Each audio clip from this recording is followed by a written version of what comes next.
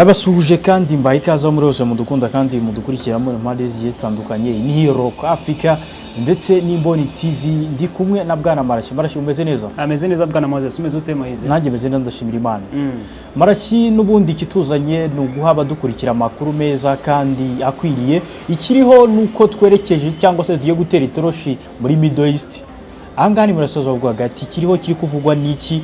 Ni intambara ikomeye cyane, haravugwa amato menshi cyane y'abanya-Iran yarashwe n'isigari cy'abanyamerika ubwo yatambukaga muri Hormuz. Ibi nyuma yuko bimaze kuba Iran nayo mu gusubiza Amerika nayo irasa bikomeye cyane mu kigobe cy'Abarabu, ishegesha bikomeye ibikorwa by'abanyamerika. Inkuru nk'iyi ngiyi bihagaze gute Bwana Marashyi mu gihe imirwano isa n'iyubuye muri aka kanya?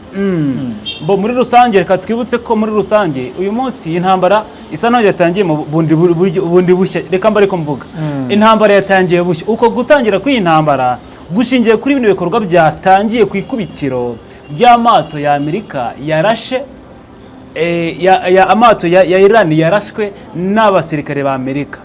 Kuba yarashwe ni cya gitutu Amerika ishaka gushyira ku banya-Iran kugira ngo bazemere gufungura Hormuz kera kabaye. Kandi tubihuze n'ucyo waruvuze kindi, Iran yahise yihimura. Kwihimura kwa Iran ni ukurasa muri iki kigobe. Cyane kino kigobe uko kwihimura ni uko gicamo gifite inyungu nyinshi abanyamerika, kuko hari uburyo bwinshi Amerika igikoresha mu buryo bumwe cyangwa se ubundi buryo bwo gucuruza. Rero ubwo buryo uyu munsi intambara yubuye, kubera ko kubura kw'iyo ntambara impande zose kumvikana byaragoranye, ku mahoro, ku gahenge no kurangiza iyi ntambara byaragoranye. Muri iyi minsi itari myinshi muri intambara, Trump yaratangaje yuko agiye gushyiraho uburyo bw'ukuntu agiye kujya agenzura amato aca muri Hormuz, noneho akayayobora. Ngo yaravuze ngo igisirikare cya Amerika kigiye gushyiraho uburyo bushyashya bwo kwishyira ukizana muri Hormuz. Amato yose yo muri Hormuz akazajya agenzurwa n'igisirikare cya Amerika, akayaha umurongo. Ibyo ngibyo Iran yahise ivuga ngo ibyo ntabwo ari byo. Umuyobozi wungirije mu nteko ishinga amategeko ya Iran yahise avuga ngo Amerika iri kurenga ku mabwiriza ndetse n'agahenge kumvikanyeho, ndetse girema kuri ibyaha by'intambara gitangaza ibyo ngibyo. Ikindi n'abasirikare bo muri IRGC bo muri Iran bavuze ko ibintu Amerika irimo ikora ngo izabyicuza. Niyo mpamvu uyu munsi kuba intambara yatangiye muri iyi sura, noneho Amerika igatangira asa kuri ayo mato, nuko ishaka ko intambara irangira. Ikindi tugarukeho gatoya mbere ko tubivugaho cyane gutyo, kugira ngo irase aya mato ntabwo bise biza kano kanya, byatangiye gahoro gahoro, ahubwo babidevelopa babizamara gake gake kugira ngo aya mato araswe. Si ibintu bibaye nk'inzozi. Mu minsi ishize Iran yarashe amato ya Amerika ari mu murwa wa Hormuz. Ayo mato yarashwe, Amerika yifashe nk'aragasuzuguro, ibifata nk'ari ikibazo gikomeye cyane, ndetse bigaragara ko ari indi sura biri gutanga ku ruhando mpuzamahanga. Icyo kintu cyangwa se iyo sura abantu babashije kubona yuko Iran iri kurasa amato ya US. Niyo mpamvu na Amerika yisivuga ngo niba bikomeje kugenda gutya, reka natwe turase amato ya Iran, noneho dukomeze kwerekana za mbaraga zacu ndetse nuko dufite ijambo rikomeye muri Hormuz. Kuko bamaze kubona ko ikintu bavuze cyuko bazayobora amato ndetse no gutanga amabwiriza kuri Hormuz yuko bizagerwaho ntibyakunze. Ikindi Amerika yarabanje gutangaza ko ibihugu byose bizajya binyura muri Hormuz bifite amato akomoka ku bikomoka ku esase na peteroli, amato azajya afatwa ndetse ibyo bihugu bigahabwa ibihano byoherejemo ayo mato.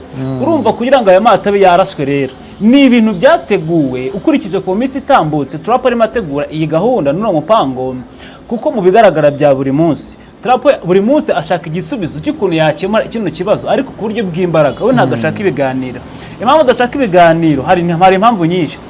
Aherutse kuvuga ko atazigera yemerera Iran yuko yakora nucleaire, kandi Iran irimo byo ishaka bya buri munsi. Yanze gusinya ku itegeko ry'uko nibwiriza n'ibyifuzo bya Iran by'uko intambara yarangira muri rusange na Hormuz gafungurwa, yanze kubisinya. Rero we avuga ko yatsinze intambara. Kuvuga ko yitsinze nuko yizeye imbaraga ze, akaba nizeye neza ko azakomeza gushyira igitutu kuri Iran bya buri munsi. Rero kubera shikura ya mato ni kwa gushyira igitutu kuri Iran gikomeye kera kabaye, kugira ngo Iran izajye rivuge ngo turatsinzwe cyangwa se twemeye gufungura Hormuz. Ariko na Iran nayo ntabwo ari agafuka imvugo rimwe, kuko niba ivuga ngo ngiye guhita nihimura hanyuma ndase mu kigobe cya Gulf, ahantu haba inyungu nyinshi cyane z'abanyamerika, mu by'ukuri nabo bagiye kubangamira inyungu z'abanyamerika mu kigobe cya Gulf. Mu by'ukuri ni ikintu nacyo cyerekana ukundi guhangana, kandi twibuke uyu munsi intambara nyine bavuze ko yatangiye bushyashya, nibo babyivugira, kuko kumvikana ku mbane zombi byaranze. Iyo haje amahuza nka Pakistan n'abandi nta kintu bibyara, baragerageza kubahuza bakabaganiza bati mwebwe mukuri ikibandi mukare biriya. Trump yewe uko mbibona mbona akomeza kugerageza gushaka ibindi bintu adatangaza, kuko ibyo Iran imuporopoje baravuga bati reka mutugabanyirize ibihano. Iran yabanje kubisaba, reka mudukurireho ibihano mwadufatiye, noneho mureke intambara iveho, mureke kuturasaho, noneho nimurangiza mureke tukore ingufu za nuclear tuzitunganye. Amerika ati ntibishoboka. Amerika kubera nzi gukora ibihano kuri Iran rero ikanga nuko Hormuz, kuko Hormuz ntago yafungurwa Iran ngo ibyemere, noneho igifata ibihano nkuko yabivuze. Kandi Iran yanavuze ko mu gihe kiri kuraswa na Liban igihe kiri kuraswa iyo Hormuz ntizafungurwa n'intambara ntabwo izarangira. Iran rero igihe yasabye Amerika ko yarabyanze, byakomeje kuvuga yuko Trump atazakomeza ibintu kubigenderamo. Impamvu Trump buri munsi kurasa kuri aya mato ya Iran, we icyo agamije ni ukomeza gushyira igitutu no gusunikira kuri Iran kwemera ku gahato, ntabwo ari neza, izemera ku gahato yuko koko hari igikwiye gukorwa. Kera kabaye ikaba yazemera ibyifuzo byose by'Abanyamerika bisabwa, kuko ibyo Amerika bisaba ni byinshi. Ibaze niba bashobora gutanga ingingo 10 ku meza, ariko izo ngingo zose ntizemerwa. Trump aretse kuvuga ko izo ngingo yazakiriye 10 zenge zatanze 14 mu minsi ishize ngo azazirebaho, ariko mbere yabanze kuzitera utwatsi, ahubwo nyuma aravuga ngo izo ngingo 14 noneho zo reka tuzirebemo, ariko nyuma ntacyo yatangaje. Kuba ntacyo yatangaje rero, umusaruro wabyo ni uko uyu munsi barashe kuri aya mato. Bivuze ngo izo ngingo Iran yatanze 14, kandi ni proposal nk'iya gatatu Iran yari itanze, ibaze proposal ya gatatu. Ni umusaruro wabyo ni uko Iran ibyo yasabye Amerika ntiyabyemeye, kuko iyiza kubyera ntabwo iba yabarashe. Bivuze ngo kuba Iran yabarashe nuko Amerika kuba yabarashe nuko ibyasabwe byose ntabwo yabyemeye. Ikindi hari ibindi ikiri gushaka itabonye Amerika. Ibi hari ibyo iri kwifuza, ariko ibi ngibi binahuzwa n'ikisi. Ibi ngibi bikomeza guhuzwa n'ibintu byinshi ku isoko mpuzamahanga, ubona ibintu bikomeje guhenda, kandi iyo bihenze ku mutwe byose isi yose ibishyira kuri Trump uko yasoje intambara kuri Iran. Reka ngaruka ku ijambo ry'uwahoze ari perezida wa Amerika mu minsi yashize, Barack Hussein Obama. Yavuze ko mu minsi ishize, mu myaka iza akiyobora Amerika, Minisitiri w'Intebe wa Israel Benjamin Netanyahu yamusabye ngo gutangiza intambara kuri Iran, noneho Perezida Obama arabyanga. Yavuze ngo uyu muwahoze ari Perezida Obama yavuze ngo Amerika ifite inyungu izakura muri iyi ntambara cyangwa se Israel, bimwe muri bo. Urumva nk'umuntu ari perezida azi byinshi.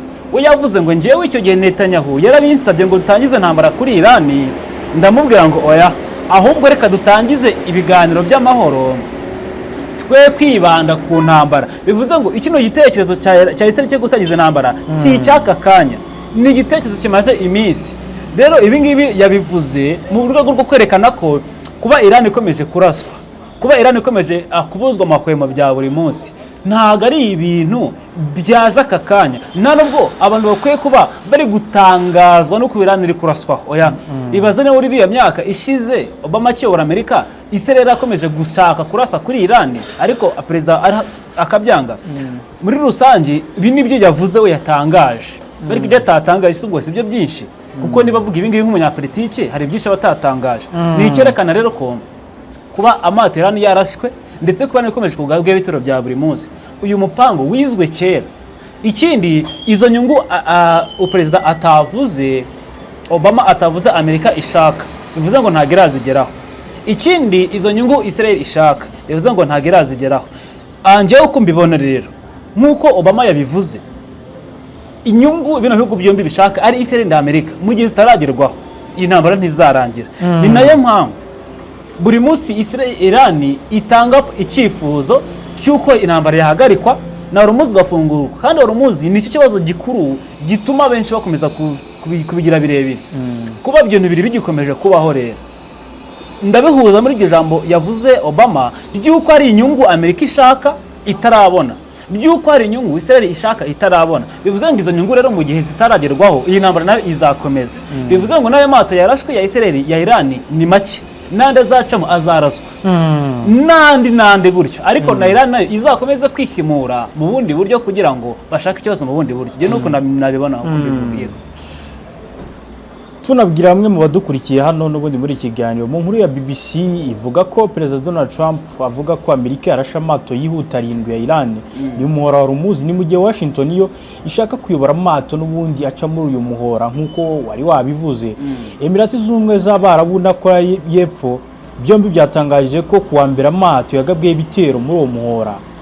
Emirati z'Ubumwe z'Abarabu zanavuze ko umuriro wadutse hejuru cyane w'ibikomoka kuri peteroli nyuma y'uko Iran irashe ano mato. Kompanyi ya Maersk y'ubwikorezi imwe muri zo mu mato yari yarashwe yabwiye ikinyamakuru BBC ko ubwato bwayo bumwe bwabashije kurindirwa umutekano w'ingabo z'Abanyamerika bubasha guca mu muhora wa Hormuz butarashwe n'ingabo za Iran muri operation n'ubundi yiswe Project Freedom nk'uko Perezida Donald Trump yari yabitangaje. Bigaragara ko n'ubundi iki gitero Abanya-Iran ubwo bari bagiteguye, ariko nanone hariho n'ubwirinzi bwa Amerika nubwo butabashije kurinda neza y'amato amwe muri menshi muri yo yarashwe na Iran. Hari bumwe mu bwato bwa kompanyi ya Maersk nk'uko BBC bivuga babashije kurokora babasha guca mu muhora wa Hormuz butarashwe n'ingabo za Iran. Naho Minisitiri w'Ububanyi n'Amahanga wa Iran Abbas Araghchi we yavuze ko mu byabaye muri uwo muhora bigaragaza neza ko nta gisubizo cya gisirikare ku makuba ya politike biri kubera hariya muri Iran. Nibyo tangajwe na Minisitiri Araghchi. None se ubwo kuko nta gisubizo kirimo? Igisubizo cyo kirimo, ariko nyine mu bijyanye no guhagarika intambara intambara nta gisubizo kirimo nayo, kuko banavuze ko yatangiye ibaze bavuga ngo intambara yatangiye bundi bushya. Kandi tuzirikane ko Trump yakunze kumvikana avuga ngo azakora ibishoboka byose, kuko kumvikana byanze intambara igiye gutangira mu isura nshyashya tutabonyeho mbere. Urumva rero kuba Araghchi yavuze ngo ntabwo ari igisubizo cyo gusoza intambara, yabyivugiye nyine. Kandi impande zose zikunda nyine kubigaragaza zikanabivuga muri rusange. Rero uko mbyumva nuko bigaragara n'ibigaragarira amaso, impande zose zihora zihanganye, kandi n'ibyo bakora buri ruhande ntabwo bigaragaza gusoza intambara, ahubwo bigaragaza kuyikomeza. Uruhande rumwe rurarasa n'urundi rukarasa, kuko Amerika aya mato yarashe ya Iran, ni Iran iherutse kurasa aya Amerika. Bivuze ngo uruhande rumwe rukora igikorwa n'urundi rukora ikindi. Nta numwe witeguye guca bugufi, nta numwe witeguye kuvuga ngo ibyo munkoreye reka mbyirengagize kugira ngo nkomeze inzira y'amahoro. Oya, buri umwe iyo akorewe igikorwa runaka yarashweho nawe ahitamo kwishyura. Yego, kuri rero yavuze ngo ntabwo ari igikorwa cy'igisubizo cyo kurangiza intambara, niko kuri, kuko mu ntambara se bararasa, kuba barashe mu mato rero ni ikindi. Ariko none uko nguko hari amato amwe yabashije gutambuka, ni muri ya gahunda Trump yise Project Freedom yabivuzeho mu minsi ishize, yuko ari gahunda agiye gushyiraho kuri Hormuz akazajya afasha amato kunyuramo. Urumva ni muri za nzozi Trump afite zo kuvuga ngo yatsinze intambara. Arashaka mu bigaragara arashaka kuyobora Hormuz 100%. Ibaze niba ashyiraho gahunda ngo ngiye kujya nyobora amato yose muri Hormuz yose tuyeho uburenganzire. Yabyeretse kuri Truth Social ku rubuga rwe akunda gukoresha, avuga ko aya mato azajya ayoborwa na Amerika akatambuka neza. Gusa Iran ntago yabyemeye icyo cyifuzo, iranajyakana cyane. Noneho urumva kuba Trump yifuza kuyobora Hormuz, niba ashyira ku iyo gahunda no kuba ayo mato amwe muri yo atarashwe na Iran, ayagaragaye yararashwe, andi abariho ubwirinzi bwa Amerika ntiyabasha kuraswa na Iran. Urumva ko batararashwe ari kubaka umushinga wiswe Project Freedom ugamije ko ayo mato yose yo muri Hormuz atambukamo akagera ku ntego zayo atagize ikibazo. Urumva ntago arabigeraho, ariko ari kubikoraho. Niba agerageza kubera bivuze azanabikora, kandi rero nabitangiye. Amato amwe yatangiye gucamo muri iyo Project Freedom yashyizeho, byabayeho. Bivuze ngo rero mu byo yifuza, uko mbibona ariko nta hantu byanditse, nuko yifuza kugenzura Hormuz nta wundi muntu bayirwaniramo. Akaba yayirukanamo burundu igisirikare cya Iran n'abandi bayirimo bafitanye isano na Iran, kuko mu bigaragara yarabanje ajya mu byambu bya Iran abuza amato ari ku ruhande rwa Iran gusohokamo ndetse no kwinjiramo. icyo ni kimwe mu bikorwa bya mbere byerekanye ko afite ikindi gitekerezo abantu batigeze basobanukirwa.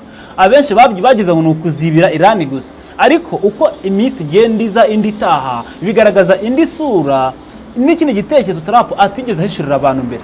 Niba uyu munsi avuga ngo ngiye kuyobora amato yose, noneho yakongera akavuga ngo ibihugu byose binyura muri Hormuz ku ruhande rwa Iran bifite peteroli na esase byakwiye kuri Iran, ariko twebwe tutabizi nk'abanyamerika, ibyo bihugu bizafatirwa ibihano.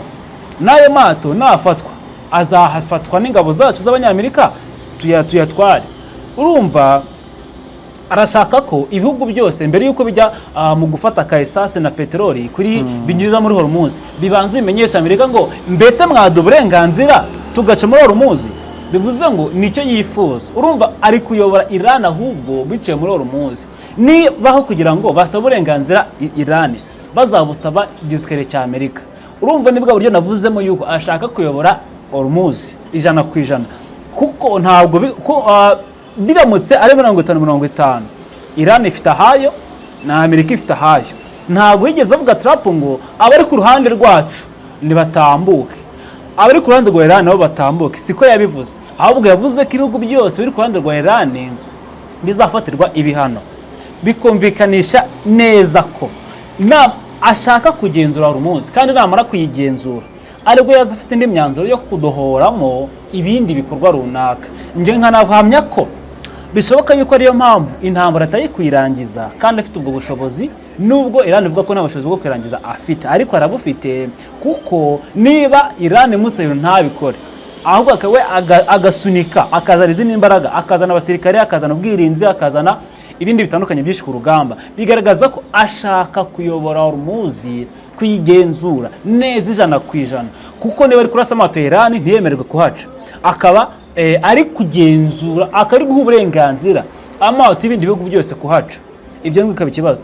Mu minsi sara kandi kantu kabaye ngiye kugarukaho muri Hormuz, icyatumye anabishyiraho imbaraga cyane igisirikare cya ubundi amato muri iyi minsi ishize yacaga muri Hormuz yishyuraga amafaranga mu ma A1, ni amafaranga y'amashinwa mu Bushinwa.